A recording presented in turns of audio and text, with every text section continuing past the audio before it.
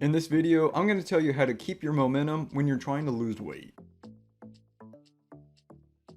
If you want to control what you eat, control your body, and control your life, then hit the subscribe button so you never miss a video. Losing momentum when you're trying to lose weight or create a new habit, or just when you're trying to improve your health, can be really frustrating. Losing your momentum is a danger. Once you lose it, it's really hard to get it back, so you want to do everything possible to keep it. The more momentum you have, the more likely you are to hit your goal. I remember back in my days when I had eating disorders, I was constantly losing momentum, regaining it, losing it, and regaining it. That is the absolute worst thing you can do because it's frustrating. You can't generate enough momentum to keep it. You think you have it and then you lose it. So the question is, how do you get that momentum and then how do you keep it? My first tip for you is have an important why. Why do you need to make these changes? Why do you need to lose weight? Why do you need to get healthy? Why do you need to start eating better? If there's some big event coming up and you want to look good in front of the people, that's probably not enough to keep that momentum. What you need is something like, I don't want to get diabetes. I don't want to get some chronic disease. I want to play with my grandkids. I want to be healthy when I reach 50, 60 years old. I see other friends and neighbors who have all these ailments and I don't want to be like them anymore. Vanity reasons usually aren't enough. You need to have a more powerful why. For me, I couldn't do the things I wanted to do anymore. I couldn't swim, couldn't bike, couldn't run, couldn't do endurance sports. I had to buy new clothes. I used to be known as a really fit person. Now I was overweight with this big chubby head. I looked totally different. I knew people noticed that. Whether they did or not doesn't really matter, but I could feel it. I could feel that my health had declined and I couldn't live the way that I wanted to live anymore. When you're about to do something that could derail your momentum, like self-sabotage or overeat or binge or any sort of relapse, just remind yourself what your why is. If you haven't already, watch my previous video on how not to fall off the wagon. My second tip for you is remember the good feelings you have when you finally hit those milestones. I mentioned this in the previous video on falling off the wagon, but it really is important. How did it feel the last time you hit your milestone? Let's say you're 220 pounds. How did it feel when you hit 199? Probably felt really great. For me, I remember how excited I was when I finally hit 60 kilograms. It had been, it's like 132 pounds or whatever. It had been 7-8 years since I had seen that number on the scale. I remember thinking, holy crap, like how long has it been since I felt this? It was just this amazing feeling because I had been dreaming about it for so long and now it was here. Anytime I think about sabotaging myself or anytime I think about overeating something, I just remember, man, I don't want to lose that. You know what I mean? I've had that prize before and I've lost it. You know how frustrating it is to lose the weight or get something and then you lose it. That's worse than never losing it at all. My third tip for you is create a vision board. It doesn't have to be real magazines, although that's powerful too, but then you got to get a poster board and tape and etc. You can do that, but it's much easier just to go online. I prefer Bing. I think Bing actually has a better photo database than Google, but I mean, whatever you want to use. You can also get paid photos. You can use other stock photography, whatever it is that you want, download those photos and put them in one file and look at them all the time. I want to look like this person. I want to look like that person. I want to have that level of fitness. I think it's better to download photos of people who are living the life that you want. Not necessarily people who look good, but people who are doing the activities that you want. So for me, it was really important to be able to run and do triathlons or at least those kind of events. And so I would download pictures of people swimming, people running their bikes, people doing triathlons, crossing the finish line. That's what I wanted in my life. And at the very least, I could look at people every day to inspire me to keep going. You should also have a vision board for your life as a whole. Where do you want to live? What places do you want to visit? What do you want in your life? What do you want your spouse to be like? Download stuff that's just really cool and makes you excited about life. My fourth tip is take weekly measurements. I don't mean just the scale. Yes, you need to step on the scale at least once a week. I think once a week, every 3 or 4 days, I think is a good rate. You don't have to do it every day, but I also recommend that you measure your chest, if you're a guy, your stomach, your hips, or your thighs, and your waist. I have a little tape measure. I put that around my body at least once a week just to make sure everything is okay, and then I put it in my on my spreadsheet. You need to track things. I can't emphasize how important that is. I know there are some people who say throw away the scale and never measure yourself again. I disagree because when it doesn't get tracked, it doesn't get changed. Another good idea is to take your blood sugar.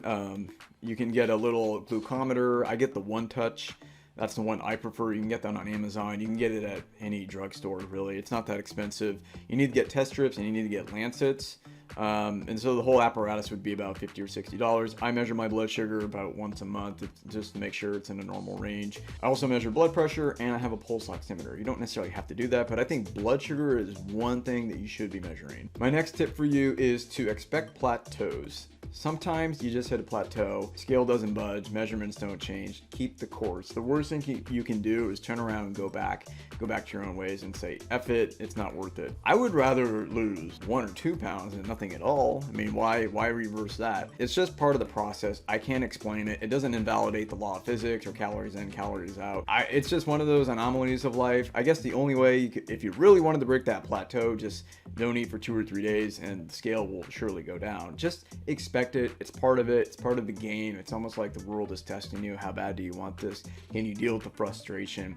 I hit plateaus. I broke them. You'll break them too. My next tip for you is remind yourself of the pain. How did it feel to be at your start weight? Let's say you started at 200, you want to be at 170. How was it at 200? What clothes were you wearing? What are some things you couldn't do anymore? For me, it was swimming. I couldn't swim because I was too big. I couldn't run because I was too heavy. I mean, I couldn't run, but it wasn't pretty. What are some social events that you have missed? What was the pain? You know, what emotional pain did it cause you? What physiological pain did it cause you? Remind yourself of where you were before and tell yourself that you don't want to go back. So if you have a vision board of the future and then you remind yourself of where you've been, it's like a 1-2 punch. My next tip for you, this is kind of weird, but go to a buffet, a theme park, or Walmart. I don't mean single out Walmart, but every big person in the world seems to go to Walmart. I don't know what it is. I don't know if it's just a certain class of people. I don't know if they're just looking for cheap food and they don't care about nutrition, but even Walmart has healthy food if you want it.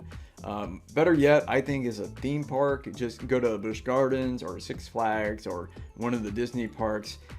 The median weight at those places is like 30 pounds above the national average. It's crazy how big people are at these places. I don't know, I can't explain it. I don't know if they just naturally draw in a really unhealthy audience, but go there and just tell yourself, wow, I really don't want to be like that. I want to fit onto the rides. I don't want to be waddling. I don't want to stuff my face with cotton candy and corn dogs and all this other carnival food. If you don't live near a theme park, it's okay. You don't have to do this. This one is kind of an unusual tip. It's kind of off the wall. It's kind of stupid. But if you live near a theme park and you like going there, just go there and remind yourself of what you don't want. But I know you live near a Chinese buffet. Just walk into a Chinese buffet and look at the other patrons there and ask yourself, do I want to be like that guy who's eating a mountain of greasy, fatty duck and chicken? Do I really want to be like that woman over there who's stuffing her face with Kung Pao chicken? Probably not. One way to motivate yourself is fear. I think people respond to fear more than they respond to pleasure. That's why vision boards are important. But I think if you look at the things that you fear and the things that you don't want, it might motivate you even more. I remember when I was a PT, I still am, but I would look at other patients and they were super unhealthy. They were on dialysis. They had they were really obese, really unhealthy. I remember thinking, man, do I really want to be like this? I need to take action now. I need to do something. Go to a Chinese buffet, a theme park, or a Walmart, and maybe that'll work. My next tip for you is play the long game. I'm not a big fan of rapid weight loss. I think it's a bad idea for a lot of reasons. I've made a video about that. You should go back and watch that. It's always tempting to lose weight really fast, but you probably gain that weight over many years, and it's probably going to take you 6 months to a year to get rid of it. It's okay. You don't have to lose it overnight. It's not that urgent, but it's something that you need to start today. Start the process today, but give the process time. That should be your attitude. Don't do the opposite, where you wait to start the process and then you expect the process to be really fast. That's not what you should do. Real weight loss is slow, steady, and unsexy. I hate to tell you that, and I know all the magazines and all the other YouTube channels are telling you, oh yeah, how to lose 10 pounds in a month. You don't want to do that. It's stupid. lose 10 pounds in 10 weeks. That's more reasonable. You're going to stick to it. And then it's going to be a lot easier to meet your weekly goals, and you're probably not going to hit a horrible plateau. I hope these tips help. Let me know which tip helps you in the comments below. If you want to stop overeating, stop binge eating, or you want more control over what you eat, you can go to my website and join my 5-day challenge, Stop Overeating in 5 Days. And if you want to speak with me, you can do that. There is a link in the description box below. This video would not be possible without one of my proud supporters, Focus Me. Focus Me is an app that keeps me focused, and it helps me make these videos. Without Focus Me, I'm always distracted. I'm always looking at things I shouldn't be looking at, and I'm not very productive. With Focus Me, I can block any app for any length of time. If you want fewer distractions and you want more focus in your life, then there is a link in the description box. You can save 15%. Don't forget to check out some of my other videos. Thanks for listening, and I'll see you next time.